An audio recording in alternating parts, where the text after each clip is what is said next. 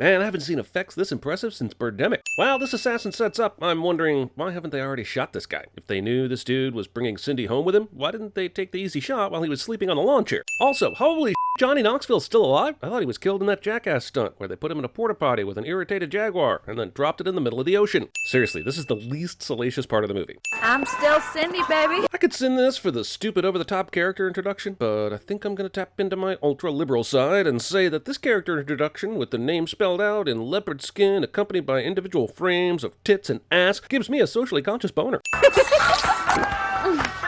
here, honey. Look, I don't know how long it takes for boner pills to kick in, but they're not like instantaneous, right? I mean, if this was going down, Michael should have popped that as soon as he saw Cindy getting out of the pool. It's blow time, mister. Assassins take so long to kill this one dude who is currently easily killable that they make their seductress get all the way to the BJ stage before taking him out. They could have killed this dude 5 minutes ago, but I guess the assassin's lust for porn outweighs their appointed task. Also, blowy shadowing. Moving in. But why? Facundo and Cindy clearly had him, licked. I know he used to be a dangerous assassin, but this is a 1-2-man job, tops. Sure, you have a gun pointed at Johnny Knoxville, but why not pick up a weight and throw it at him? I'm sure that's a better choice. I remember Lee Harvey Oswald killing JFK with a wide array of barbells. The only reason why you didn't see it in the Zapruder film is because they don't want you to see it. Man, this Oogie Loves Big Balloon Adventure remake is way darker than the original. Also, at this point, they're singing along to See You in September, but if the movie really wanted to be subversive, they'd have used the Taylor Swift version. Damn it, movie. I thought you were going for something really different with these hanging chads at the end of your text titles. But you're gonna force me to make it in case you confused it for Seattle Botswana joke? Poor shame. Again with this bull. How many of these goddamn middle-ager revenge flicks do we have to sit through over the next fucking decade? Mads, Denzel, Liam's, Bruce, Charlize, Keanu. It's never gonna stop, is it? And deep breaths. Doctor gives the exam that this movie is currently giving to its viewers. The most dangerous time for men is the year they retire. They take up some crazy sport. They ditch their wife and girls younger than their daughters. But only in a hyper-realized male wish fulfillment fantasy like this movie. Those dickheads living in the real world will be playing golf at 4 a.m., napping 4 hours afterwards, and then jerking off to Brazilian fart porn for the rest of the day until they fall asleep during the Tucker Carlson show. What about cigarettes? I quit. Good for you. Character says he quit something and is immediately shown doing that very damn thing in the next scene cliche. He lets go of everybody at 50. You know that. Can't be a hitman with Alzheimer's. Damn, this is some condescending ass exposition. Exposition? Wants you, the Black Kaiser. I almost want to do a roll credits here, since this should be the title of the movie. Why the hell is it called Polar anyway? I think the webcomic is set in the tundra or some but the coldest we get here is f***ing Montana. And that's cold, but it ain't the goddamn poles. Do you find Jesus attractive? Oh, my Jesus is a handsome man, isn't he? This conversation has gone on for all of the sometime, but it's not really character development, or comedic, or informative. It's just weirdly here. This is the Mike Yanagita scene of this movie. What is the f***ing deal with assassin movies and dogs? You know them are gonna die, so why you gotta involve them? This dog's destiny is as clear as old Yeller's. Lamp, lamp, lamp, lamp, enormous fire. Isn't this asshole supposed to be incognito? Sure, he doesn't think anyone's after him, but why would he need this many sources of light for himself? Rusty? This dog killing is played for laughs, but given that Duncan's had this recurring dream for a long time, how has this never happened before when he's been startled awake? How long has Camille been living out here? There's a good amount of snow already, so she would have had to have some experience chopping wood. But it's cool, we just need to show how this woman needs the help of a big strong man to survive what she's already been surviving long before he got there. If they're so secure, why are they showing up in a huge display for everyone to see? This message methodology makes as much sense as Michelle Williams' law firm in Venom. Speak.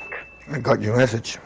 Which one? Jesus, this character's dramatic removal of unnecessary sunglasses bothers the shit out of me. We've already lived through all those fucking David Caruso memes, man. Give it a rest. Just talking to the Black Kaiser makes you nervous. That's racist? Why do I get the sense that every page of this movie's screenplay has this hand cream lathered all over it? If he accepts the assignment, he'll expect $1 million in his account before he makes a move. Look, I know we need to see the backstabbing, but this is a conversation they would have had a lot earlier, right? In case this perfectly good image of your target isn't enough, here's another picture from a slightly different angle that isn't as good. Why? Because we have to make it look like this laptop is doing something. Man, I know I've bagged on Hannibal for having a lot of unnecessary lamps, but this is next level. If our agents were to die in the field of duty or in an unspecified accident, the clause in their contract states that Damocles would be the beneficiary. How strict is the language in this clause? Because Johnny Knoxville did not die in the field of duty, and he did not die by accident. Also, Damocles is killing assassins and denying their pensions to inflate the value of their company. But how many goddamn assassins just happen to be turning 50 around the time of their company sale. Also, this is where I feel like all the hired guns would figure this out pretty quickly. People making it to retirement, dying, and simply looking at the clause in their contract that states that Damocles is the sole beneficiary. There's only so many people you can kill before someone realizes who's behind it. Меня опять поезд разбудил. Kids. Also, there are so many things wrong with this scene. If you're gonna bump uglies with a kid in the next room, you don't shut the door, even if you're a prostitute. And why is the train waking homeboy up when he lives next to a train? I've lived by a train. You get desensitized to that quick, trust me. Wait, is he getting visual confirmation of his wilting boner here? Duncan looks around the room and finds his case file on the table, getting the confirmation that he was in fact the target. But did Pedro and his buddies really rent out this hotel room with hookers and blow, expecting Duncan to stop by? And even if they didn't expect him to come by now, who reads the target's file when there are hookers and blow to be had? This is kind of a fun scene, but there are also a lot of rooms on this floor, and no one comes out of the room to see what's happening. I don't care how awesome Duncan is. The fact that he and his surrogate family walk right the hell out of the front door of this hotel is less believable than that Ocean's 11 heist working. Also, what was the point of him bringing them here? He already had the cash to pay them off, and even though he's a badass, he totally put them in harm's way by having them in the hotel. And don't tell me they had to be in the room to make the distress call. Anyone could have done that. You tried to kill the Black Kaiser with some low-rent Mexican clowns. Racism aside, yeah, what the was up with that? You know this is your best agent, so why not send your best squad to do the job? You're gonna have to pay him everything now. I don't have to do until his birthday. Hubris. Sure, I know it's within Blut's character, but it's totally unnecessary in this situation, and is a literal sin. But my wood pile got filled. Weird. I thought I was the only one that used this euphemism back when I was in that pegging phase. Unnecessary title card notwithstanding, the color palette in this movie is f***ing eye-gouging. I've seen more subtler hues in a K-pop music video. Do you want a drink before we get started? No drink, thanks. I'm really just here regarding the questionnaire. Wow, thankfully for all of our consciences, the guy that lives in Duncan's Miami condo just happens to not only be a sleazeball, but was actively waiting for someone to show up to do some gross sex. Also, Duncan's a killer, but he seems otherwise like a decent guy. Is he the kind of dude that would sublet his to someone that's this obviously demented? Isn't doing background checks like 40% of his job? Winter coffee? Yes, please. I know it's cold up there, but there must be a ton of people up in Montana walking and driving around. Faced. This is actually a pretty funny callback, but hopefully Duncan doesn't have any recurring water dreams or these motherfuckers are toast. Also, how well stocked is the bookstore in Radiator Springs, Montana? I understand maybe them having a dog care book, but a fish book that's about domestic fish in Montana? Shouldn't any fish-related book sold there be A River Runs Through It? You okay? You're making a mess. Who the is this? That's why the filmmakers asked themselves what's absolutely necessary in this scene, and then anything not on the list went into the movie. Austria, Australia. Oh, sure, when Duncan tries to impress Vanessa Hudgens with all the countries he knows in alphabetical order, she sits there with interest. But when I do it while she's on stage playing Mimi and Rent at the Hollywood Bowl, I get thrown out of California. If you ever wonder why you keep running into mixed reviews for this movie, it's because it's the type of movie where one of the goons is singing a country song outside while his buddies strangle an overweight person while Cindy yells USA, USA, while one of the guys is on the phone explaining to the boss that they haven't found Duncan yet, offsetting all the quiet scenes with Duncan and Camille. The movie decided it could live with the contrast, and the movie is wrong. Her boyfriend is not going to be happy if she doesn't find the Black Kaiser. I mean, does this scene even need to exist? Did Vivian think she needed to tell the assassins that the boss would be unhappy if they didn't find Duncan? These assassins shoot the heavy person for a good 12 seconds. Now, is this supposed to be funny? Tragic? If your answer is excessive, good job ignoring the two provided choices and scribbling in the correct answer. The cocaine is an arterial weapon. Slice and tell. And here I thought the guy who did those magic tricks during the assembly in my middle school was awkward. Yep.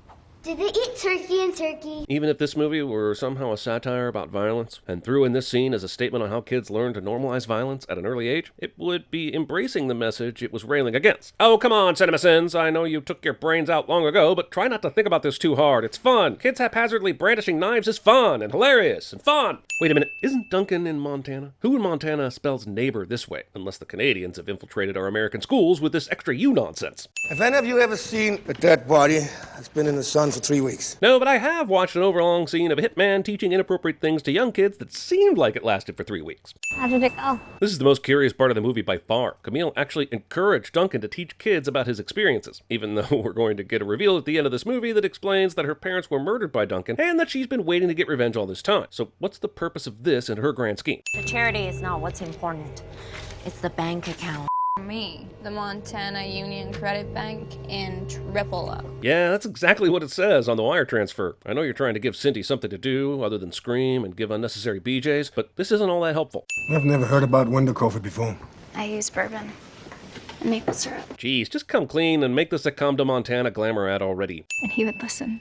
Tell him how that day never left my thoughts. This is a great performance by Vanessa Hudgens, and this scene is so good that it really doesn't belong in the movie. I really want to take a sin off, but like I said, it really doesn't belong in a movie like this. So, here we go. Littering. Cindy's coming your way. How the hell do you know that? I'm sure this place in Three Oaks, Montana has very few roads, but if you knew where this f***er lived, you wouldn't even need to stake out the town looking for him. It's blow time, mister. I realize that seduction takes a long time, but the assassins were ready to kill Duncan hours ago, and I'm still unclear on why Cindy has to seduce and actually be f***ing Duncan before they can move in to kill him. You're trying to say there isn't one moment where they could have shot him during this entire time he was making food for her? And this entire thing seems to be different from what you did at the other 3 properties Duncan owns. Bang. Either Duncan knew this bullshit was coming at this exact moment, or Cindy just gave the dumbest distraction blowjob in the history of oral diversionary tactics.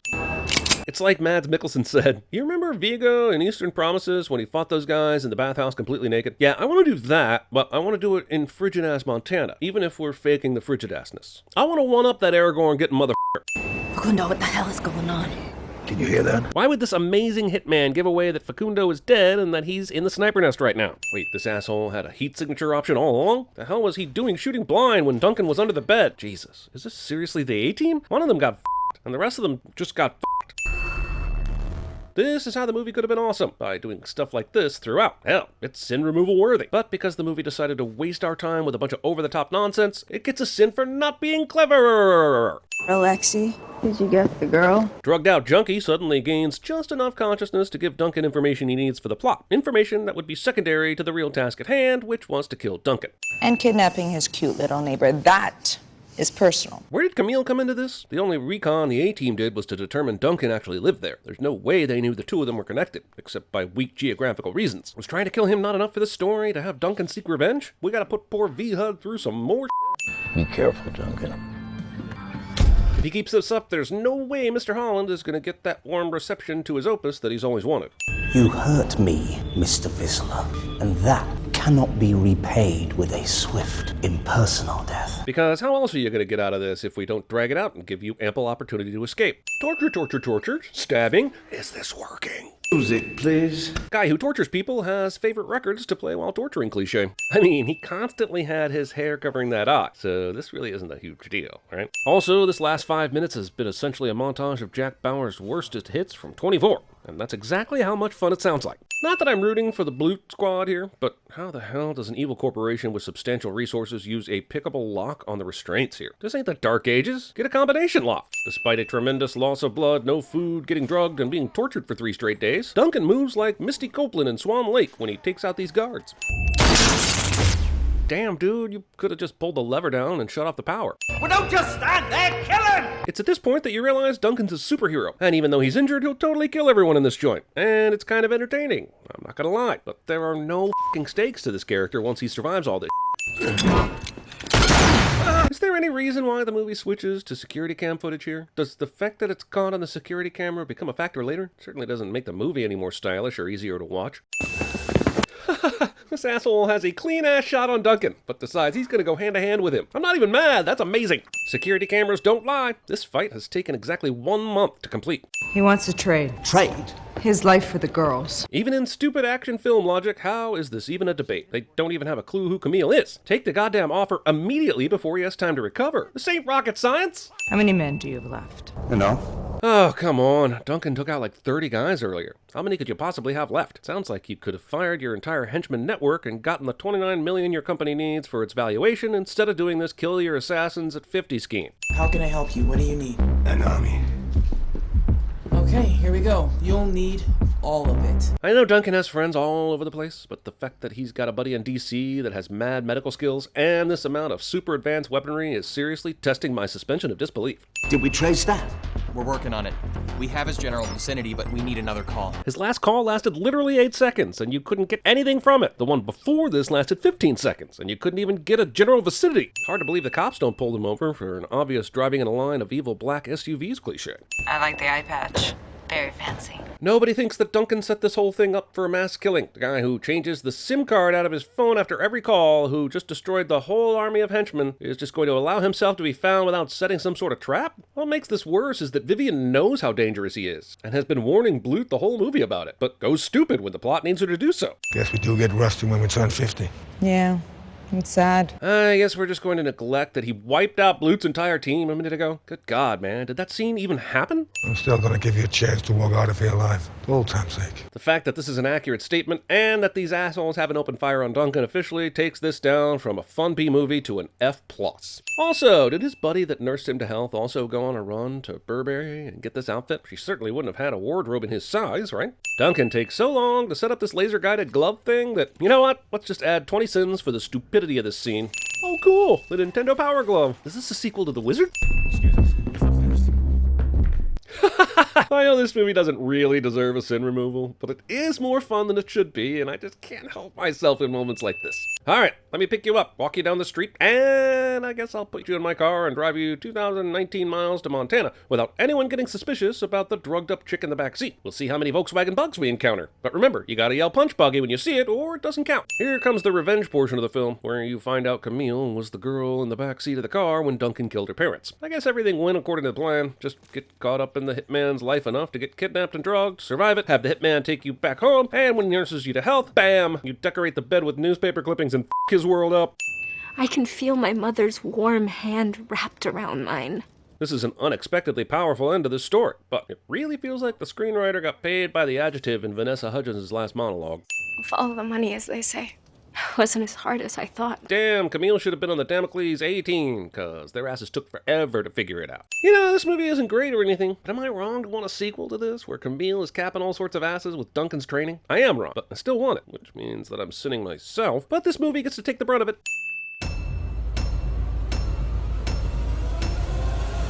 And I will live in Montana. I will marry a round American woman, and I will have a recreational vehicle.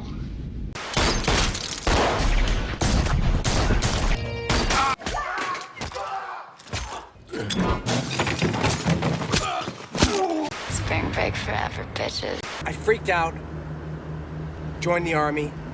I'm a professional killer.